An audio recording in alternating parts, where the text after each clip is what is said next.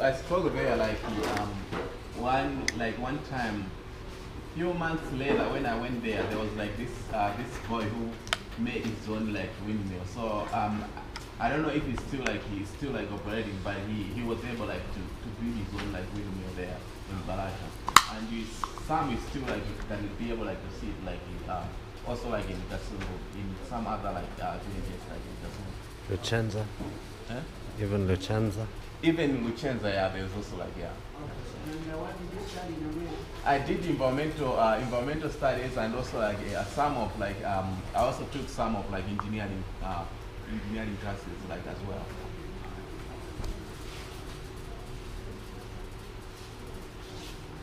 Mario, other question?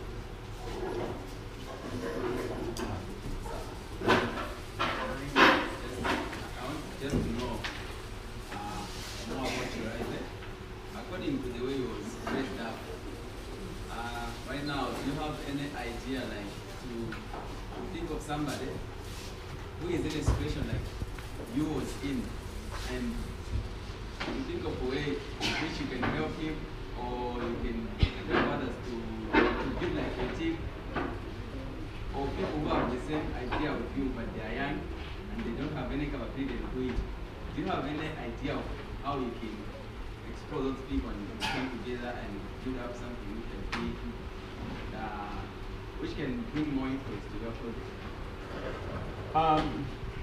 Right now, it's like that idea of the idea that I'm having of like the idea of like building that like innovation center. That's when I'm like hoping that those people have like either like they're young, they have like their ideas like to come together and trying to find the ways like within the area, come to find the ways of like how can we be able like to empower them, like support them through their like ideas, so that they can be able like to being able to use that idea to help solve some of the challenges that they are facing. So most it's like I'm always like really like interested in like talking to young people, or not only like young people, like talking to anybody who has like an idea, trying to find the ways of like how can I be able like to help out on your idea, and what's your idea, and at the same time like how can we be able like work together to be able like to solve like some challenges. But I think the challenge is like to identify like how do you identify how people have like an idea. That's really like a challenge. So I'm hoping that if we're gonna set up like that innovation center, we're gonna have like some kind of like a platform that people can come up like can be able like to either like submit their ideas, but at the same time I'm still like looking up into this like looking up in the way that no one gonna be like because sometimes people be like afraid that if I come up with my idea, submit my idea, maybe somebody's gonna steal my idea, stuff like that, like trying to find the way that everybody is gonna be feel like comfortable, feel like their idea they're like safe there. No one is gonna be able like to say like, oh, you have like this idea, and somebody develops that idea and you just completely like steal the idea from somebody original, like the person has like the original idea. So those like are the still like angles that I'm like looking at. When are you setting up the innovation center? Innovation when? Yeah, when? I'm still like kind of like doing like more of like research and trying to study more like how do I study, because what I want to do once I start, I want to make it like more sustainable. Sorry, I came in late. But my main question was, can you tell us more about African Leadership Academy? How was life at African Leadership Academy? Life was great at African Leadership Academy. So African Leadership Academy, they take like students pretty much throughout like Africa. So it's 2 years program. It's more of like you like A level, but they are focusing on like teaching and promoting future leaders of Africa. So they take students pretty much from all the countries. So I was there like for 2 years, and it was like great like experience for me, although it was a little bit like challenging because I kind of like jumped up like a certain like level in terms of like my education, so I had like to keep up with like my other like schoolmates. So that was like the but overall it was like great experience. Yeah.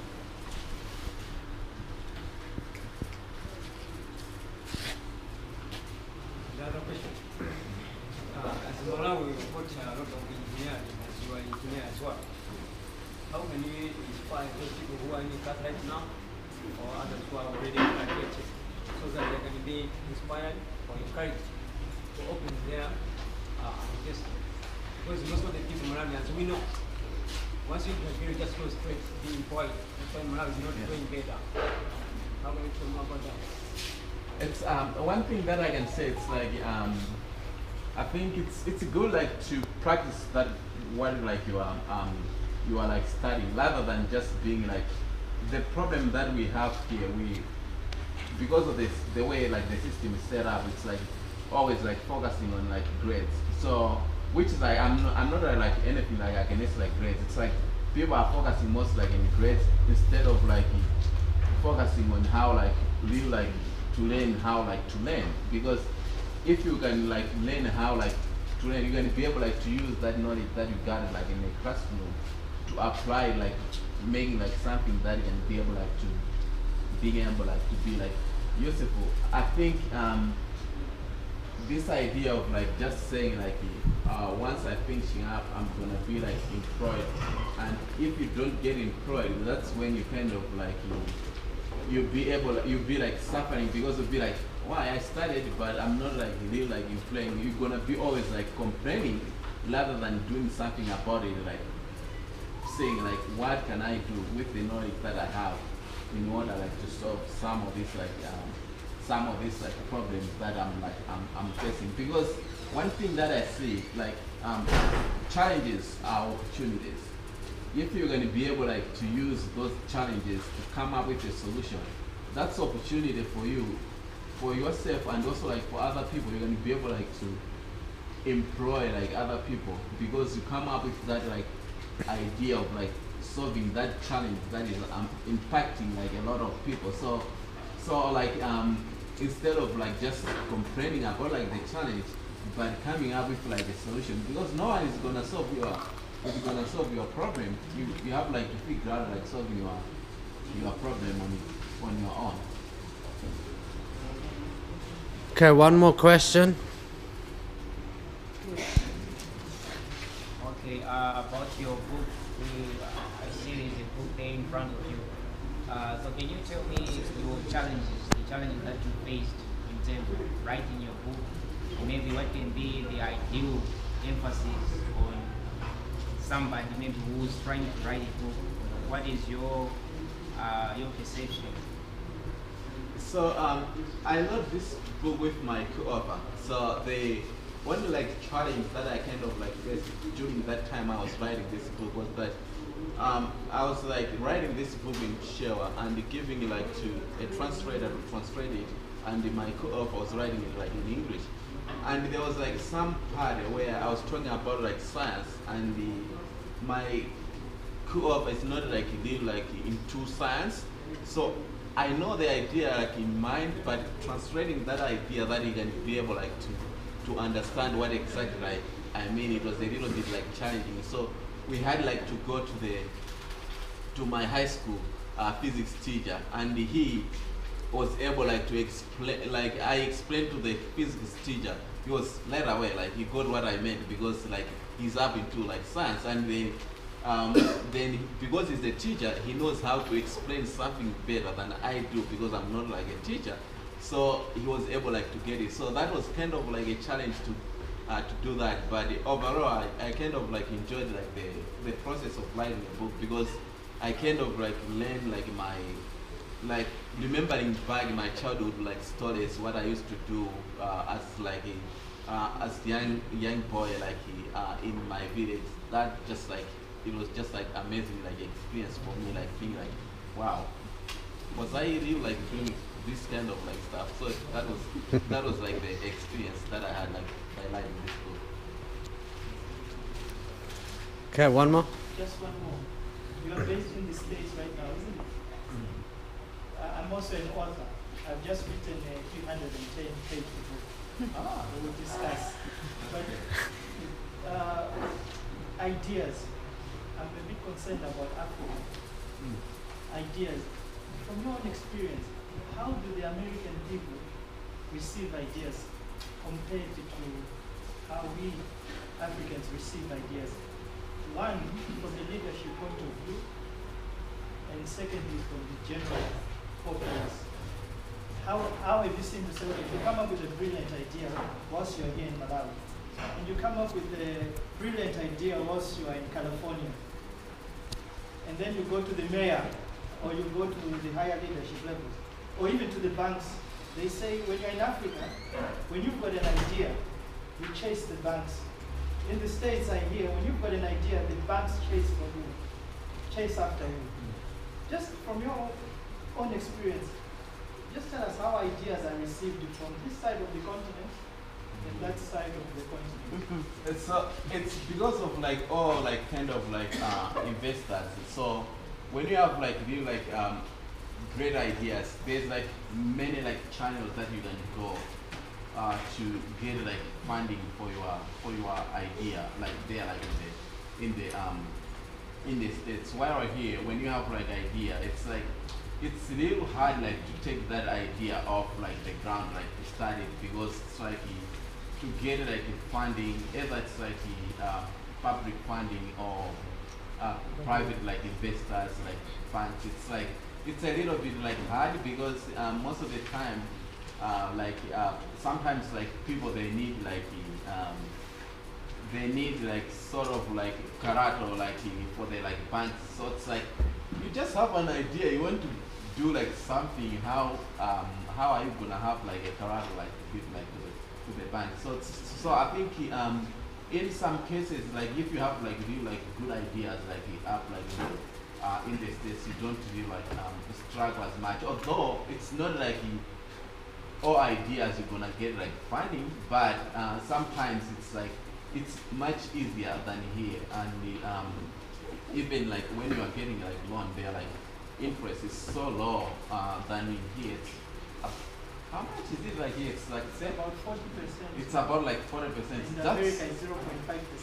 Just raise it to 0.5. yeah, it's like that's kind of like there. It's like you're gonna even if you're gonna make it, you're gonna be working for that bank, not like real like before me. So that's kind of like a little like a challenge, because it's like it's a little bit like people think like it's high risk to invest like somewhere like here than like it is like there. So that's still like a challenge in many countries like here in Africa. So do you think your innovation center is going to sort of like solve that?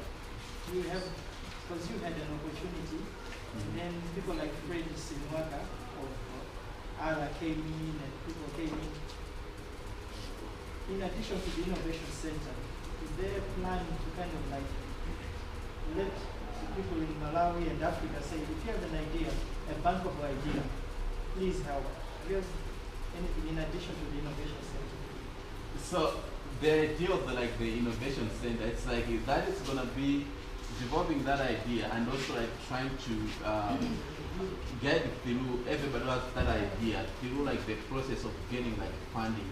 It's either within like local like investors trying to find the ways of like convincing them, like to say like, no, look at this idea, this like a reason like between like A Z, like that's the reason why you should be considering like funding this idea. So that's gonna be part of it, because what I want to do like with that innovation center, it's completely like to be like sustainable. It's gonna be people, they're gonna be like their ideas is gonna generate something out of it that is gonna be benefiting them and also benefiting the country as well. One more question. How long did it take for you to write the book? The book took about like a year to write it, from starting to the end. So it's like when I started like writing the book, where like I was like in school, so like all the breaks I was like sitting together with my my co-op and writing it.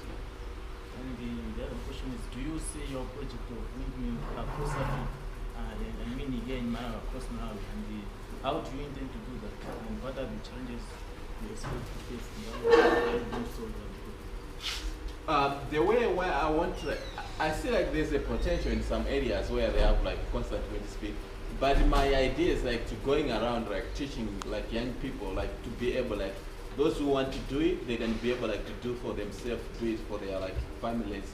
So my idea is like just like instead of me like physically like building it, but teaching other people so that if it breaks, if I'm not around, they can be able like to fix it for themselves, and they can know, they can take like ownership that they are like doing it for themselves, not like somebody's doing it for them. Yeah. Okay, so your expectation is to give the young people, the ones you are expected to teach them materials and direct on how to build the windmills, or you have windmills which are already built, which are going to be providing those people in those areas. I'm gonna, my plan is like to teach them how to build the windmill and how to use like locally like available like materials, and I'm also like planning to show them like if you're gonna buy like other materials, what other materials you can use like for the windmill. So the choice is gonna be up to them like to choose which materials they're gonna use, but the knowledge is gonna be in their hands how to do it.